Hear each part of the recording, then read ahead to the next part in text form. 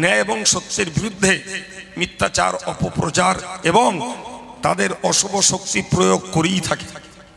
এটা পৃথিবীর সেই আবহমান কাল ধরেই নিয়ম চলে আসছে।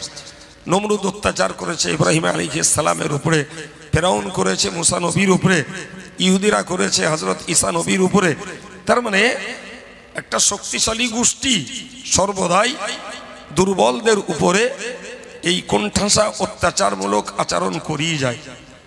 জি, আজকে অল ইন্ডিয়া সুন্নাতুল জামাত, এদের ব্যক্তি বলি আর এদের প্রতিষ্ঠান বলি, ভাই এদের উপরে আমার দেশস্থ একদল ভেকধারীদের মিথ্যাচার, অপপ্রচার এবং তাদের বিশুদ্ধার অশালীন ভাষা, গালিগালাজ, এমনকি কাফের, মুশরিক, ভণ্ড, বেঈমান বহু রকমের উক্তি তাদের চলছে।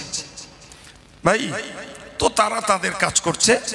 ও নিয়ে আমার এই খতমে বুখারীর মজলিসে কোনো জবাবি বক্তব্য নয়, শুধু এইটুকুই আমি বলতে চাইছি বাবু, ভাই এরা তো জ্ঞান পাপী, এরা তো জ্ঞান পাপী। আপনি বলেন, খুব নর্মাল কথা, যদিও কথাটা শুনতে একটু কেমন লাগছে, যে আমাকে একজন ভেকধারী বলছে আমি মুশরিক, আমাকে বলল কাফের, আমাকে বলল শয়তানের আমিরুস শয়তান, আমাকে বলল ভণ্ড। আচ্ছা, এরা যারা বলছে এরা বলে জেনে বুঝে বলছে, এরা জেনে বুঝে, এরা অজ্ঞানী নয়, এদের বুঝ আছে, এদের চেতনা আছে। এরা ইচ্ছা করে এই কথাগুলো বলছে শুধু মানুষ ধরার জন্য। কি ধরার জন্য? জি ভাই, একটা ছোট্ট কবিতাতে বলে, একটা সাধারণ কবিতা, যে মানুষ আপন টাকা পর, যত পারিস মানুষ ধর। ছোট্ট কথা। জি, তো এদের চিন্তা হলো যদি এইভাবে অপপ্রচার করে, মিথ্যাচার করে এবং আকাশ ছোঁয়া আজগৈবি ফতোয়া দিয়ে কিছু মানুষকে এদের পাশ থেকে সরিয়ে রাখা যায়, তাহলে ওইগুলো হবে আমাদের ভক্ত, আর তাদের কাছে আমাদের বাজারটা চলবে। এই হচ্ছে মূল লক্ষ্য। আর তারা এই লক্ষ্যে জ্ঞানীদেরকে বিভ্রান্ত করতে না পারলেও, জ্ঞানীদেরকে পকেটস্থ করতে না পারলেও, অজ্ঞ মূর্খদেরকে এবং নিরীহ নিপাট সাধারণ কিছু মানুষদেরকে ভুল বুঝিয়ে তাদের বাজারটা চালিয়ে যাচ্ছে। আর আমার দুঃখ এদের জন্য না, এই যারা দায়িত্বশীল জেনে বুঝে কাজগুলো করছে এদের জন্য দুঃখ না। আমার দুঃখ হলো এই নিরীহ সাধারণ মানুষগুলো, এই বেচারারা, এরা এদের এই ভেকটা দেখে ওদের কথা বিশ্বাস করে যে এদের আলেম ওলামাদের প্রতি কুৎসা, বিশুদ্ধার, গালিগালাজ এবং ওই বিশ্বাস তৈরি করছে। তাই এরাও তো জাহান্নামের পথে হাঁটছে নাকি? এদের জন্য আমার দুঃখ। ওরা জ্ঞান পাপী, ওরা জ্ঞান পাপী, কিন্তু এদের এই অপপ্রচারে হাজার হাজার জনগণ যারা বিষয়গুলির ক্ষেত্রে সত্য তথ্য অনুসন্ধান করে না, সত্যতা দেখে না। জি, আমি একেবারে রিসেন্ট একটা কথা বলছি, রিসেন্ট এই 1-2 দিনের কথা। একজন বলছেন, তিনি বিরাট বড় নামী এক পীর নামে পরিচিত, তো তিনি বলছেন যে টাকা চেয়ে নেওয়া জায়েজ, তো টাকা যারা চেয়ে নেওয়া না জায়েজ বলে এরা ওয়াহাবি। 3 অক্ষরের একটা শব্দ, ও হায়াকার বয়দির গিয়ে ওয়াহাবি। বাংলাটা ব্রেনে ক্যাচ করতে সময় লাগে না। জি, তো কথাটা আমি যখন বলছিল আমাকে, সেখানে 2-3 জন লোক ছিল। জি, তা আমি বললাম ভদ্রলোককে জিজ্ঞেস করো তো, ফুরফুরা শরীফের মেজলা হুজুর পীর কেবলা রহমতুল্লাহ আলাইহি তিনি একটি বই লিখিয়েছেন, সেই ডায়মন্ড হারবারের হটুগঞ্জের মৌলানা রইসুদ্দিন সাহেবকে দিয়ে বইটাকে তিনি সংকলন করিয়েছেন। বইটির নাম হলো তাহকিকুল মাসাইল। এই বইটাতে ওয়াহাবিদের মতামত, ওয়াহাবিদের পরিচয় সব মেজলা হুজুর কেবলা বিভিন্ন কেতাব থেকে তথ্য নিয়ে ওখানে বাংলায় লিখে দিয়েছেন। যে কেউ, আমাদের যে কোনো ভাই ক্লাস 4 পাস করা জ্ঞান থাকলেও সে বইটা পড়ে নিতে পারে। জি, তো ওই বইটাতে ওহাবিদের পরিচয় কি, তাদের গুণ কি, দোষ কি সব বলা আছে। তাহলে ভদ্রলোককে জিজ্ঞেস করো যে আপনার মেজো চাচা যে বই লিখেছেন সেই বইতে ওহাবিদের যে সমস্ত মতবাদ বলা আছে তাতে তো বলা নেই যে যারা টাকা চেয়ে নেওয়া নাজায়েজ বলে তারা ওহাবি। আপনি এই ফিতনাবাজি ফতোয়া আমদানি করলেন কোত্থেকে? ভুল বলেছি? হ্যাঁ, তিনি যখন ওহাবিদের গুণগুলো বলেছেন, দোষগুলো সেখানে লিখেছেন, তাহলে ওখানে লেখা থাকা দরকার ছিল যে যারা টাকা অজ করে টাকা চেয়ে নেওয়া নাজায়েজ বলবে এরা সব ওহাবি। হায় হায়, পীর সেজে তুমি কথাটা বলে দিলে আর তোমার ওই অপড়ুয়া মূর্খ অন্ধ ভক্তগুলো বিশ্বাস করে নিল জি যে সমস্ত আলেমেরা টাকা চেয়ে নেওয়া নাজায়েজ বলে এরা সব ওহাবি। এই যে ভ্রান্ত ধারণা, এই যে মিথ্যা ফতোয়া তুমি মানুষের মাঝে ঢুকিয়ে দিচ্ছ, আর ওরা ওই মিথ্যা বিশ্বাস নিয়ে চললো, ওদের যা পাপ হবে ও পাপের দায় ও হুজুর সাহেবের ঘাড়ে পড়বে না? পড়বে না? খোদার ভয় থাকলে সব হয়। জি, মাত্র 2 দিন আগের কথা বলছি ভাই। তো আমি আপনাকে যেটা বোঝাতে চাচ্ছিলাম সেটি হলো এটাই, হাদিসের এই যে সূত্র, এটা বোঝাতে যে এই বার্তা কথাগুলো প্রয়োজনের তাগিদে বলে ফেললাম যুগ কাল হিসাবে। জি, আজকের যদি ওই ভদ্রলোককে জিজ্ঞাসা করা হতো আপনি ওহাবি বললেন, ওহাবির সংজ্ঞা কি, ওহাবির মতমত কি বলুন, আর তাদের মতে এই মত, তাদের মতের মধ্যে এই মতটা আছে কিনা একটু বলুন কোন কিতাবে আছে। ভদ্রলোকের জীবনে মুখ বন্ধ তো তার খুলতে পারতো না। এই কথা বুঝতে পারেননি? যে ভদ্রলোক বলছে অমুক মুশরিক, তাকে যদি জিজ্ঞাসা করা হতো মুশরিক কাকে বলে, আর এই লোকটা মুশরিক কোন ত্রুটিতে, সেটা আপনাকে বলতে হবে। জি, এই পাল্টা দূষিত কথার কৈফিয়ত নেই, দূষিত কথার সূত্র নেই, কোন সূত্রে কার কাছ থেকে কথাটা আসছে মানুষ তথ্য অনুসন্ধান করে না বলেই জি যার মন চায় আর যেটা মন চায় সেটাই বলে। আর এই নিরীহ লোকগুলো, অপড়ুয়া লোকগুলো অকপটে ওইগুলো বিশ্বাস করে করে, আল্লাহ এদের ক্ষমা করুন, এরা মনে করে কোরআনে উল্টো পাল্টা কথা থাকতে পারে, নাউজুবিল্লাহ। তবে আমাদের হুজুররা যা বলে এ কোরআনের থেকেও মহাসত্য, নাউজুবিল্লাহ। এই কথা বলে জি, শুধু যদি এই কৈফিয়ত করার প্রথা থাকতো, শুধু যদি যে আপনি এই কথাটা বলছেন কোথা থেকে শুনলেন, এই কথাটার সূত্র কোথাকার, এই কথা বুঝতে পারছেন জি, এই কথাটার সূত্র কোথাকার। রজব আলী সাহেব খাদিজা মাদ্রাসা চালায়, একজন দেশের আইকন নাকি তিনি, দেশের আইকন নাকি তিনি রজব আলী সাহেবের নামে একটা অফেন্সিভ কথা বললেন, বিরাট অফেন্সিভ, যে অফেন্সিভ কথাটার কোন রকমের নাম গন্ধ নেই। জি ভাই, এখন তাকে যদি জিজ্ঞাসা করা হয় যে আপনি রজব আলী সাহেবের নামে এই যে অবান্তর অফেন্সিভ একটা নোংরা কথা রজব আলী সাহেবের নামে বললেন, এই রিপোর্টটা আপনাকে দিয়েছে কে? আপনি তো জীবনে খাদিয়ায় আসেননি। রজব আলী সাহেব খাদিয়ায় মিটিং করে এই পর্যন্ত, জি আপনাকে এই রিপোর্টটা দিল কে? তো ধরে নেওয়া যাক, বললো যে ওই বি নামক ব্যক্তি আমারে বলেছে। আচ্ছা, বীরে ধরে জিজ্ঞেস করুন যে রজব আলী সাহেব জীবনে কোনোদিন খাদিয়ায় থেকেছে? তাহলে তুমি রজব আলী সাহেবের নামে এই মিথ্যা চারটা করে দিলে কার কাছ থেকে শুনে? এই সূত্রটা যদি শুধু সন্ধান করা হতো, দেশের কেতনা তথাকথিত বক্তার, পীরজাদার, পীর সাহেবদের মুখ বন্ধ হয়ে যেত, তা গুনে পারা যেত না। ঠিক বলছেন ভুল বলছি? শুধু এই তথ্য সূত্র সন্ধান নেওয়া হয় না বলেই যার যেটা মন চায় সে সেটাই বলে। বিখ্যাত মুহাদ্দিস জগৎ বরেণ্য আল্লাহর ওলি হযরত আব্দুল্লাহ ইবনে মুবারক বলেছিলেন, লাউলাল ইসনাদ লাকালা মান শাআ মা শাআ। সহিহ মুসলিমের কথা, লাউলাল ইসনাদ লাকালা মান শাআ মা শাআ।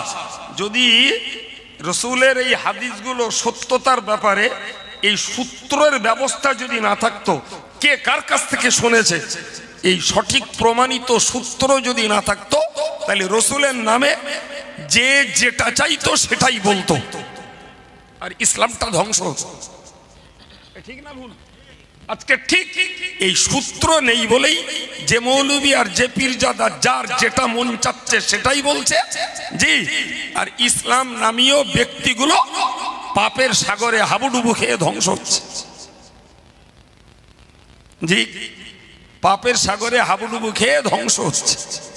সুতরাং আমি অন্তত আমাদের সঙ্গে সম্পৃক্ত ভাই যারা, তাদেরকে করজোড়ে নিবেদন করে বলবো, কখনো কারুর কাছ থেকে কোনো দূষিত কথা কানে এলে চট করে ধরে বলুন, ভাই আপনি এই কথাটা অমুকের নামে বললেন, কোথায় পেয়েছেন, কে বলেছে আপনাকে? আপনি নিজে জানেন? যদি নিজে আপনি না জানেন কার কাছ থেকে শুনেছেন, চলুন তার কাছ থেকে প্রমাণ করাবো আমি। একটা দুটো ধরে দেখুন, এই দূষিত অপপ্রচারমূলক কথা বন্ধ হয়ে যাবে। কথা বুঝতে পারেননি? এই হাদিসগুলোকে সত্যতা প্রমাণের জন্য যে সাবজেক্টটা সৃষ্টি হয়েছে, এই সাবজেক্টটার নাম হলো আসমাউর রিজাল। আপনি ভাবতে পারছেন, শুধু রসুলের কথার সত্যতা প্রমাণের জন্য 5000 মানুষের জীবন ইতিহাস মুহাদ্দিসিনে কেরাম সংকলন করে কিতাব লিখেছেন। কিতাবগুলো আমাদের কাছে মওজুদ।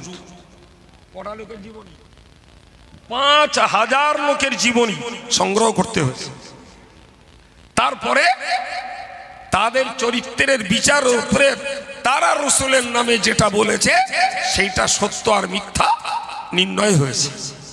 চালাকি হচ্ছে। এটা কি ছেলে খেলা কথা যে 5000 মানুষের জীবনী সংকলন করা? জি, এক দাদা হুজুর বসে জীবনী, দুঃখের সঙ্গে বলছি, যে পরিবারের লেখনী সেই পরিবারের লোকেরাই জানে না। এই ভুল বলছি? হ্যাঁ, একটা মানুষের জীবনী যে পরিবারের লেখা সেই পরিবারের লোকেরাই পড়ে না। পড়লে অনেকের পাগল সেরে যেত। এই হ্যাঁ না বলেন, পড়ে না। আর সেখানে রসুলের কথার সত্যতা প্রমাণের জন্য 5000 মানুষের জীবনী লেখা হয়েছে। না শুধু প্রিন্ট আউট, কিতাবগুলো মওজুদ। জি, কিতাবগুলো মওজুদ। এখানে কটা আছে আমি জানি না, জামিয়ায় টোটাল কিতাব আছে 5000 মানুষের জীবনী। ভাবতে পারা যায় যারা ওই কাজগুলো করেছেন তাদের দুনিয়ায় কাজ ছিল না। হ্যাঁ, হাজী সাহেব সেকেন্দার সাহেব উনি একটা কথা বললেন, সাপোজ সেকেন্দারের জন্ম কবে, মৃত্যু কবে, বাপের নাম কি, সেকেন্দারের বাড়ি কোথায়, সেকেন্দার কি করেছে, কি খেয়েছে, কিভাবে চলেছে, সেকেন্দারের আমল কি, সেকেন্দার কতটা সুন্নত পালন করে, সেকেন্দার জীবনে মিথ্যা কথা বলেছে কিনা, সেকেন্দার জীবনে প্রতারণা করেছে কিনা, এই সব বিচার করে তবে বলা হয়েছে। আর সেকেন্দার যদি একটা হাদিসের বর্ণনাকারী হয় তাহলে সেকেন্দারের বর্ণনাটা মেনে নেওয়া যাবে। বিষয়টা কেরাম মনে হচ্ছে? কেরাম মনে হচ্ছে বাপ?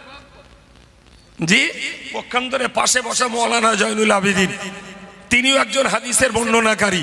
তার লাইফ হিস্ট্রিটা খুঁজতে যেয়ে দেখা গেল যে জয়নুল আবেদিন ওই রাস্তার ধারে দাঁড়িয়ে দাঁড়িয়ে চপ খাচ্ছিল। কি খাচ্ছিল? ও সুন্নতের খেলাফ কাজ করেছে, ওর কথা নবীর নামে নেওয়া যাবে না, ওটাও তাকে বাদ দেওয়া হয়েছে। কেউ নবীর নামে জীবনে, মানুষ তো মানুষ, পশুর সঙ্গে প্রতারণা করেছে। কার সঙ্গে? পশুর সঙ্গে। হাতে মুঠো বেঁধেছে, আর মুঠো বেঁধে ঘোড়াকে ডাকছে, আয় চানা খাবি, আয় চানা খাবি, আয় চানা খাবি। চানা মানে ছোলা, আর ঘোড়া ছোলা লুভি। ও কাছে এসেছে, ফট করে গলার দড়িটা ধরে নিয়েছে, হাতে কিচ্ছু নেই। ইনি একটা হাদিস জানতেন। ওই উনি মুহাদ্দিস সাহেব ওনার আঙিনায় দাঁড়ানো, মুহাদ্দিস সাহেব ওই হাদিসটাকে সংকলন করবেন, শিখবেন, নেবেন, তাই তার বাড়িতে গেছেন। আর এট দিস মোমেন্ট, ঠিক ওই সময়ে উনি ওই মুঠো বেঁধে, মুঠোয় কিচ্ছু নিয়ে আর ঘোড়াটারে ডাকছে ছোলা খাওয়ার নাম করে, যে এলো তার ধরে নিল। তো মুহাদ্দিস সাহেবের সঙ্গে একজন শাগরেদ ছিল। মুহাদ্দিস সাহেব তাকে বললেন, চলো বাবা। তাহলে হুজুর উনি রয়েছেন আর ওনার কাছ থেকে হাদিস নেওয়ার জন্য এসছেন, তো চলুন। বলছে না, যে আল্লাহর সৃষ্টির একটা অপাঙ্ক্তেয় হলেও একটা প্রাণীকে ধোঁকা দিতে পারে, ও নবীর নামে হাদিস বলে ধোঁকা দিতে পারে। কিছু বোঝা গেল কি? হাদিস বর্ণনার খাতা থেকে তার নাম চলে গেল। কি ভাবছেন আপনি? পরে লোকের সঙ্গে মিথ্যা তো দূরের কথা, মা যদি তার বাচ্চাটার সঙ্গে মিথ্যা প্রতিশ্রুতি দেয়, ওটাও না যায়, ওটাও হারাম। মা তার বাচ্চার সঙ্গেও মিথ্যা প্রতিশ্রুতি দিতে পারে না। আর বলছি না বাবু, এমনি একটু শারীরিকভাবে কষ্ট পাচ্ছিলাম, জি, আবার উঠে দেখছি চাঙ্গা হয়ে গেছি, জি। যাই হোক, কষ্ট অন্য কিছু না, জ্বর আসে, আবার খুব কাঁচা সর্দি, মাথা নিচু করলেই পড়ছিল। নামাজ পড়ছিলাম তো সে নাক দিয়ে অটোমেটিক পানি পড়ছে। এই এখন বুকে দেখছি বেশ, সে পানিও আর আসতেছে না, আসে মাথার যন্ত্রণাও ভুলে গেছি। যাই হোক, তো কি বলতেছিলাম বাবু, যে এই যে সূত্র, এর বিরাট মূল্য বাবু, ভীষণ মূল্য। এই জন্য যদি এই তথ্যসূত্র সন্ধানের খোঁজাখুঁজির প্রথা যদি আজকে সমাজে থাকতো বাবু, প্রচুর মানুষ গোনার হাত থেকে বেঁচে যেত। প্রচুর মানুষ। সে আপনি, আমি আপনাকে বলছে কেন, আপনি আমাকেও কৈফিয়ত করতে পারেন, হুজুর আপনি এই কথাটা বললেন কোথায় পেয়েছেন, এই কথাটা বললেন আপনি কোথায় পেলেন এই কথাটা। একটা কথা, যে কোনো একটা কথা আমি বললাম, জি, আমার কাছেই আপনি জানতে চাইতে পারেন এই কথাটা আপনি কোথায় পেলেন। প্রিয় ভাইরা আমার বক্তব্য যে তাম বিশ্ব জুড়ে নবী পাকের হাদিসগুলোকে সত্যতা প্রমাণের জন্য এই ধরনের তথ্যসূত্রের একটা সাবজেক্টের ভিতর দিয়ে রসুলের হাদিসটাকে সত্য বলে প্রমাণ করানো হয়েছে। আর যখনই দেখা গেছে কোনো বর্ণনাকারীর ভিতরে কোনো ত্রুটি, কোনো ঘাটতি মুহাদ্দিসদের নজরে দৃষ্টিগোচর হয়েছে, মুহূর্তের ভিতরে তার হাদিসটাকে গ্রহণ অযোগ্য বলে ছেড়ে দেওয়া হয়েছে।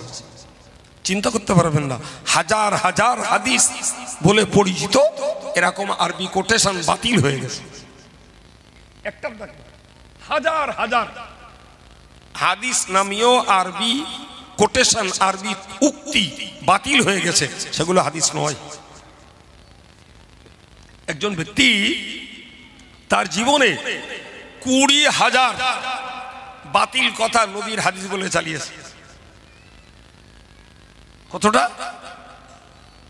জি, তবাকাতে ইবনে সাদ নামক কিতাবে উল্লেখ করা হয়েছে, ভদ্রলোক মৃত্যুশয্যায় শুয়ে পড়ে তখন বললেন যে এই কিতাবে যে হাদিসগুলো আছে ওগুলো একটাও নবীর হাদিস না, সব আমার বানানো। কি বললেন আপনি? জি, তাহলে পৃথিবী জুড়ে মিথ্যাচার, অপপ্রচার এবং কারুর প্রতি ইঙ্গিত দিয়ে যা তিনি বলেননি এমন কথা প্রচার চালিয়ে আসছে স্বার্থ সিদ্ধিকারী মানুষেরা, স্বার্থান্বেষী মানুষেরা এবং দুনিয়া পূজারী মানুষেরা, পরকাল ভয় বর্জিত মানুষেরা। সেই ধারাবাহিকতা আজও একদল লোক চালিয়ে যাচ্ছে। আল্লাহ এদের থেকে আমার জাতিকে হেফাজত করুন, নিরীহ সাধারণ মানুষদেরকে আল্লাহ রক্ষা করুন, সবাই বলুন আমিন। সম্মানিত ভাইরা আমার, এরপরে মূল হাদিস যেটা এসছে আমরা শোনা, আগে যারা শুনেছি বললেই মনে পড়বে। রসুল বলেছেন কালিমাতানি হাবিবাতানি ইলার রহমান, দুটি বাক্য আল্লাহ পাকের কাছে প্রিয়, দুটি বাক্য আল্লাহ পাকের কাছে প্রিয়। এরপরে বললেন খফিফাতানি আলাল লিসান, পড়তে খুব সহজ। সুবহানাল্লাহ বলে বাক্য দুটো আল্লাহর কাছে প্রিয়, পড়তে পড়তে খুব সহজ। আবার বললেন সাকিলাতান ফিল মিজান, এবং নেকির পাল্লাতে খুব ভারী হবে। সুবহানাল্লাহ, নেকির পাল্লাতে কি হবে? তো আজকের ইমাম বুখারী প্রথমত যে শিরোনাম লিখেছেন সেই শিরোনামে রয়েছে বাংলাটা কি?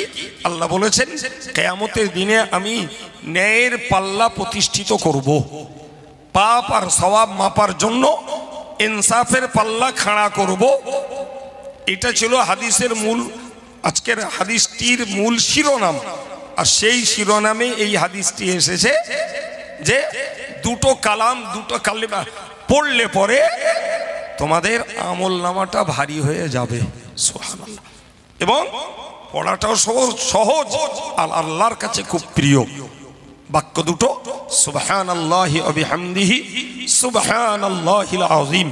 সকলে পড়েন সুবহানাল্লাহি ওয়া বিহামদিহি সুবহানাল্লাহিল আযীম, সুবহানাল্লাহি ওয়া বিহামদিহি সুবহানাল্লাহিল আযীম, সুবহানাল্লাহি ওয়া বিহামদিহি সুবহানাল্লাহিল আযীম। মাশাআল্লাহ, আমরা অনেক মানুষ জানি, কিন্তু জানার পরেও আমার যেটা মনে হয় আমরা কাজের চাপে ভুলে যাই, কাজের চাপে আমরা ভুলে যাই। এটা আমার খুব মনে হয়। জি, আমাদের মজলিসগুলোতে যারা বসে তো এমন লোক এই কালমা দুটো, এই তসবিহ দুটো জানেন না এমন কেউ আমার মনে হয় না, কিন্তু মনে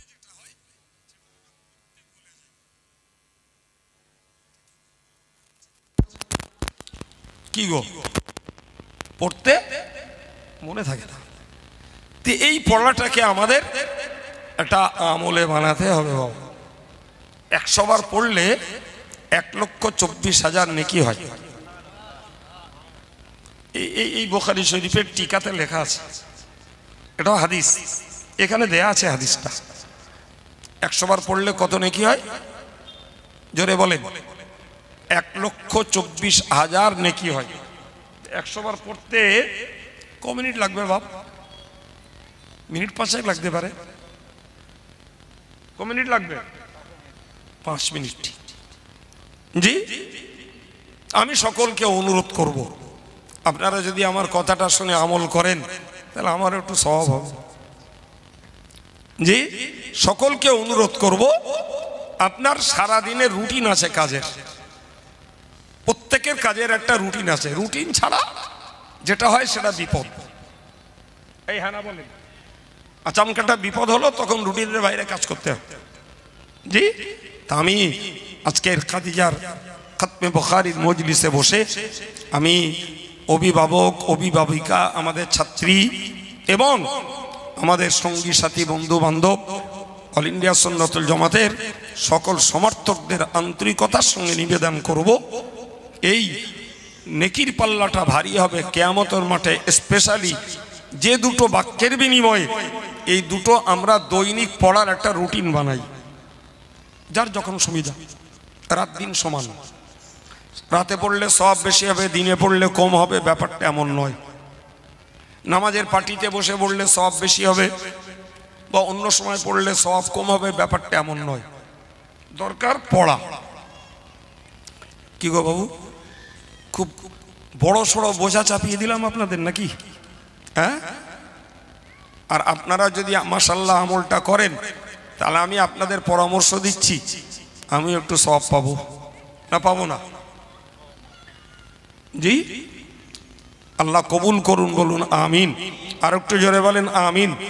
দেখুন, আমার ক্ষুদ্র জ্ঞানে আমি যতটুকু বুঝেছি বাবা, সেটা হলো এই এই জবানটার দ্বারা নেকির পাল্লাটা যত ভারী করা যায়, অন্য কিছুর দ্বারা নেকির পাল্লা ভারী করা খুব কঠিন।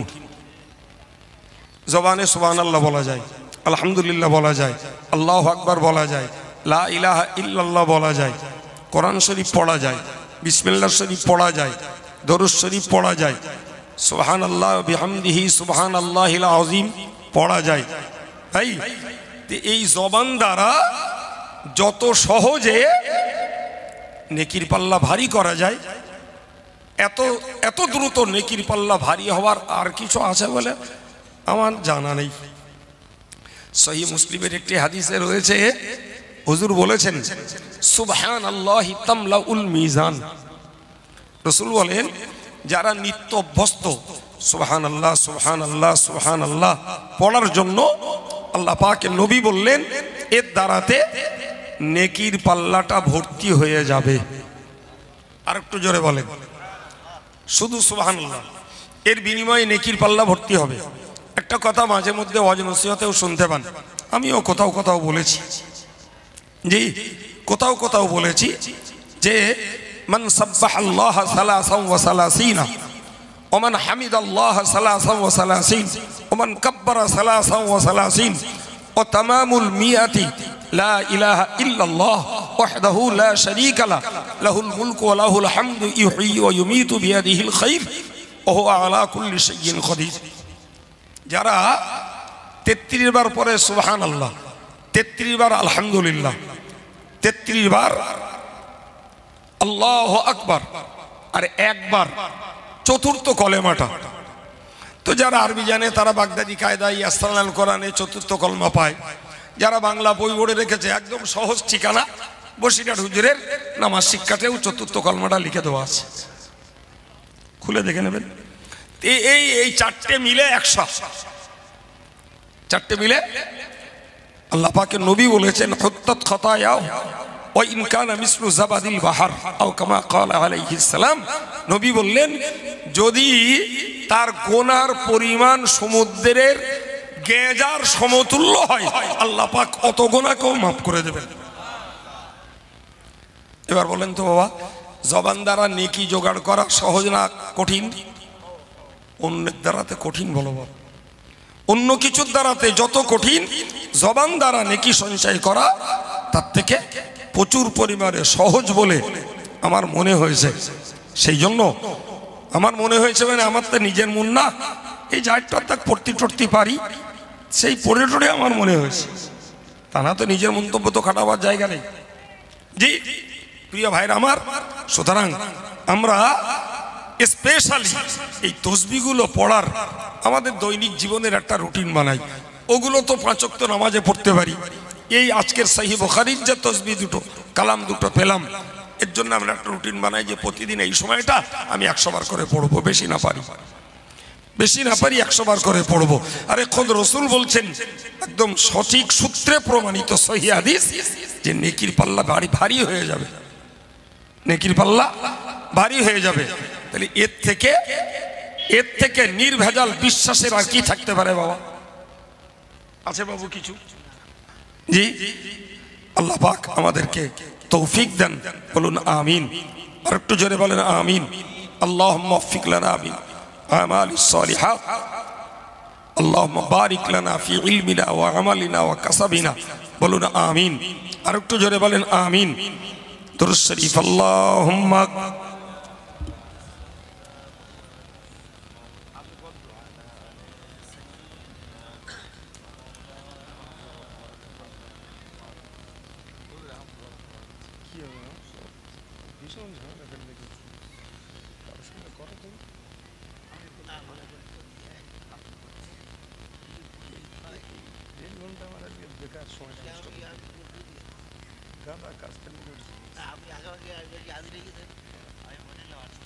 তুমি কেন হুজুরও বলে না? হুজুর আমি আব্দুর রহমানের কথা বলেছি, আব্দুর রহমান বাবু 11টা। সম্মানিত ভাইরা, আপনাদের সামনে শেষ কথা বলবেন অল ইন্ডিয়া সুন্নতুল জামাতের সম্পাদক হযরত মাওলানা মুফতি আব্দুল মাতিন সাহেব। তিনি আসছেন, তো তার আসার সময়টুকু হয়তো আমার যতটুকু আন্দাজ, তার আসতে মিনিট 20 থেকে 25 মিনিট লাগতে পারে। এই 20-25 মিনিটের জন্য আমি একটু আপনাদের কাছে থাকছি ভাই। তো আমি বলি আর নাই বলি, আপনাদের চিরচরিত মন আছে, অভ্যাসে পরিণত হয়েছে যে জামিয়ায় যাই আর খাদিজায় যাই, অল ইন্ডিয়া সুন্নতুল জামাতের যে প্রতিষ্ঠানে যাই, আমরা কিছু দান করি, আবার কিছু ওয়াদাও রাখি। জি তো জানেন তো রমজান আগিয়ে আসার জন্য আমাদের সব কাজগুলো উপর্যুপুরি হয়ে গেছে। এ দোষ তো আর আমাদের কারণ না, জি, এ তো আল্লাহর দেওয়া সিস্টেম। তো আমি আজকেও খাদিজার পক্ষে আপনাদের কাছে আন্তরিকভাবে একটু নিবেদন রাখছি, কারা পারেন 200, 500, 1000, 100, 20, 50 অভিভাবক হোক, দাতা হন, আর আমার অভিভাবিকা মায়েরাই হন, যারাই হন,